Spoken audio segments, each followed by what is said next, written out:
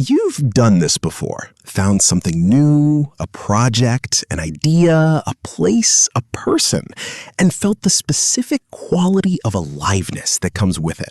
Everything suddenly has texture. You're interested, present. The days have direction. And then, gradually, it settles, becomes familiar, becomes part of the background. And somewhere in that settling, the pull begins again, quietly at first, then less quietly. Most people assume this is about the new thing not being good enough, that the right one will finally hold. It won't. And the reason why is stranger than you'd expect. The obvious explanation is that you habituate. Things lose their novelty, excitement fades, and the brain moves on to the next stimulus. That's a real phenomenon, but it's a description, not an explanation. It tells you what happens without touching why the pull feels so specific, so directional. Like something being reached for rather than just stumbled toward. There's a distinction worth making carefully here. Novelty seeking as movement toward something new is one thing. A genuine pull toward discovery, toward expansion, toward becoming more than you currently are. That version builds. But there's another version that looks identical from the outside and feels nearly identical from the inside. One where the object of the seeking almost doesn't matter, where any new thing will do, as long as it's sufficiently unlike what's already known. That version isn't moving toward anything, it's moving away.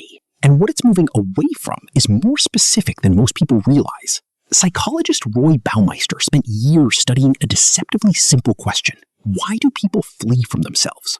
His answer was uncomfortable. The self, he argued, is not just an identity, it's a weight. It accumulates. History, patterns, limitations, the particular texture of being this person with these experiences and these unresolved things. And that weight, over time, becomes something the mind wants periodic relief from.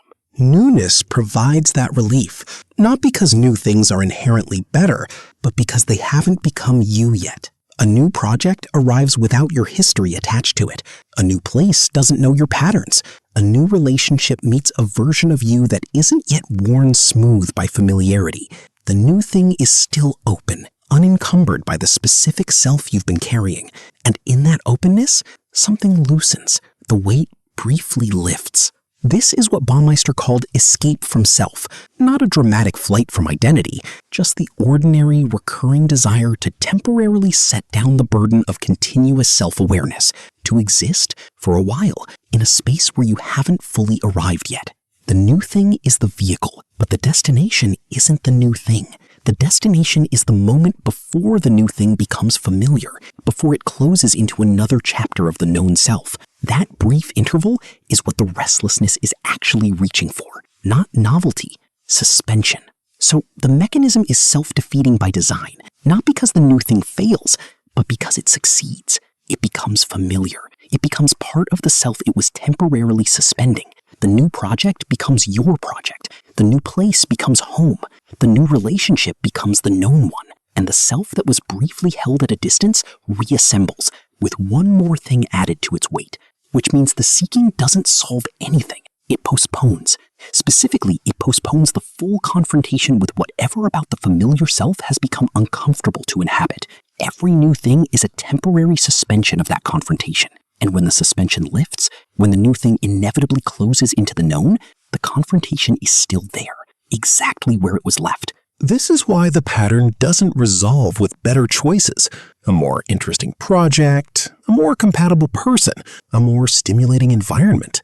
The object of the seeking is almost incidental. What matters is the structure, and the structure remains intact regardless of what fills it.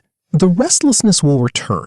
It always does, because what's generating it isn't out there in the insufficient newness of the things being tried. It's in here, in the familiar self that keeps showing up on the other side of every new beginning, unchanged, waiting. So here's what the pattern is actually saying. Not that you're restless by nature, not that you haven't found the right thing yet, not that something is missing from the life that the next new thing might provide. The restlessness is more precise than any of those explanations.